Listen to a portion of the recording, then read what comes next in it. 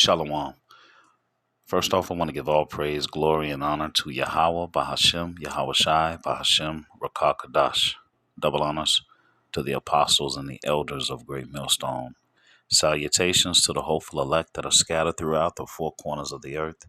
And to all my brothers out here preaching this truth to you, I say Shalom.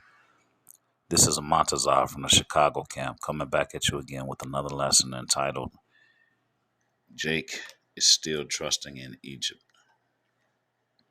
So despite the death around him, okay, and all in the news, and these young adults suddenly dropping dead, okay, Jake is still making excuses, okay, and still wants to believe a lie. Now there's ample proof all around, okay, and but Jake is still trusting in Egypt. He's trusting that this place is still going to get better. Jake is still trying to buy houses and boats, okay, thinking that this place is going to still be around, okay, for you to be on a boat. But even just looking at this article right here, okay, you have the Embalmers Association recently got together, and they're all discussing things that they have never seen before. All right. And the things that they have never seen, okay, hasn't happened until after you know what started. Okay. So you got to do your research, Jake. Okay. You got to start. You can't believe everything. All right. Because these embalmers, when a person passes, the first thing they do is extract all of the blood out of the body. All right. And then they pump them up with formaldehyde. So these embalmers are having issues because guess what? As they're trying to extract the blood, okay, they keep running into all of these fibrous structures, okay? So there you have it. But you have to do the research for yourself. You know, there's certain things you can't say, all right? But either way, let me go ahead and get some scriptures because Jake got to stop trusting in Egypt. All right, so let's go to Isaiah 30.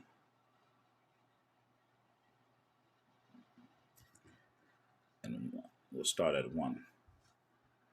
And it reads, Woe to the rebellious children, saith Yahweh, that take counsel, but not of me, and that cover with the covering, but not of my spirit, that they may add sin to sin, that walk to go down into Egypt, and have not asked at my mouth, to strengthen themselves in the strength of Pharaoh, and to trust in the shadow of Egypt.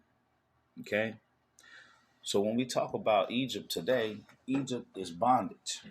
Okay? America is a representation of Egypt. Okay? So the Lord says that his children are not trusting in him, and they're trusting in this kingdom. Okay? They're trusting in Egypt. Verse 3, therefore shall the strength of Pharaoh be your shame, and the trust in the shadow of Egypt your confusion. All right, so in this lesson today, we're going to talk about that. Okay, so right now we're talking about trusting in Egypt. Okay, but you're trusting in the enemy, and you're never supposed to trust your enemy because they're liars. Okay, they're forgers of lies. You know, this earth has been given into the hand of the wicked. But at the same time, we're going to see that the deceiver and the deceived are his. And the Lord is going to send strong delusion. All right. And this is all based off of the curse that King David put a curse on the wicked Israelites. All right. So they won't come into the righteousness. That's why they can't see.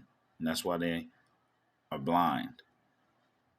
All right. And the Bible talks about these dead bodies in this spiritual Egypt. All right.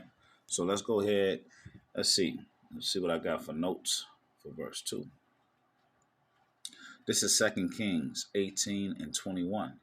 Now behold, thou trustest upon the staff of this bruised reed, even upon Egypt, on which if a man lean, it will go into his hand and pierce it.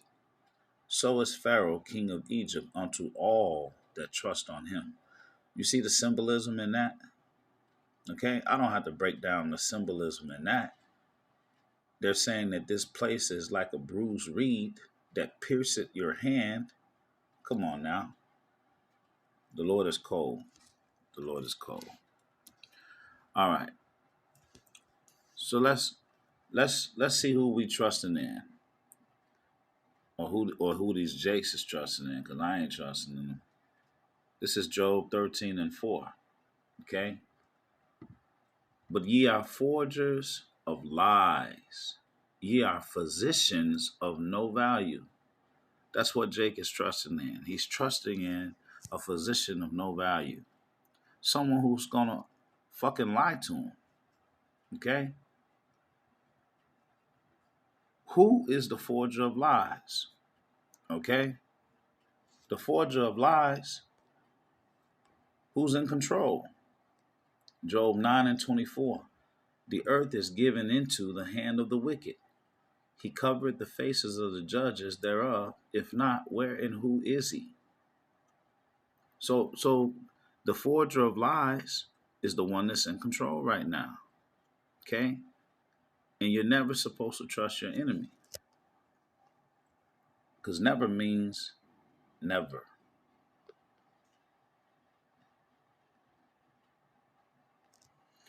Never trust thine enemy, for like as iron rusted, so is his wickedness. And though he humble himself and go crouching, yet take good heed and beware of him. And thou shalt be unto him as if thou hast wiped a looking glass, and thou shalt know that his rust have not been altogether wiped away. Set him not by thee, lest when he have overthrown thee, he stand up in thy place. Neither let him sit at thy right hand, lest he seek to take thy seat. And thou at the last remember my words, and be pricked therewith. Who will pity a charmer that is bitten with a serpent, or any such as come nigh wild beasts?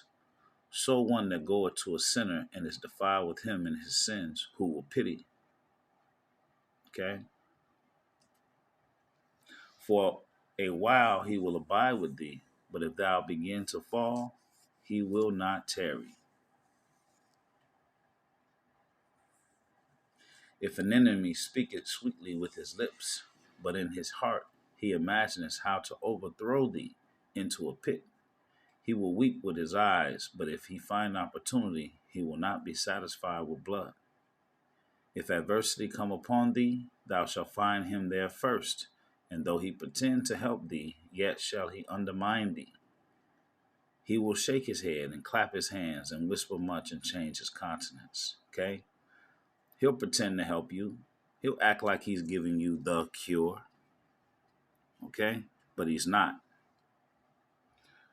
But the deceived and the deceived are his, meaning the Lord's.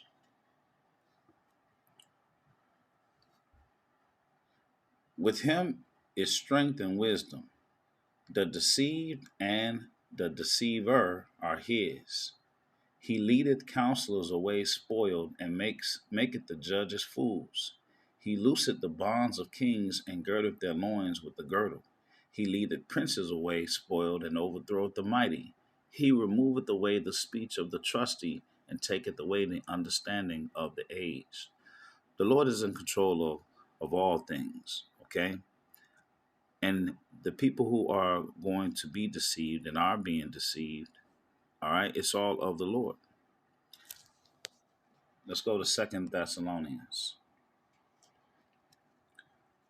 2 and 8. Now this is heavy. And then shall that wicked be revealed, whom the Lord shall consume with the spirit of his mouth, and shall destroy with the brightness of his coming, even him whose coming is after the working of Satan with all power and signs and lying wonders. All right, talking about Esau, Edom. And with all deceivableness of unrighteousness in them that perish, because they receive not the love of the truth, that they might be saved. So the Lord is allowing, okay, Esau, Edom to deceive those unwanted 2/3.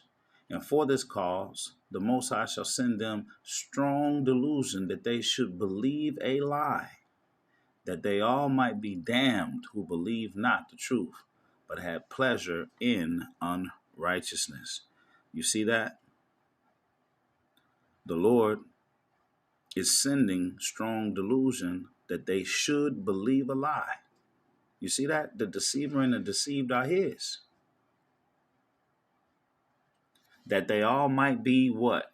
Damned who believe not the truth, but had pleasure in unrighteousness. So while you're watching all these people drop dead, okay, you still trusting in Egypt. Let's go to Psalms 69. See what King David had to say. Let their table become a snare before them, and that which should have been for their welfare, let it become a trap.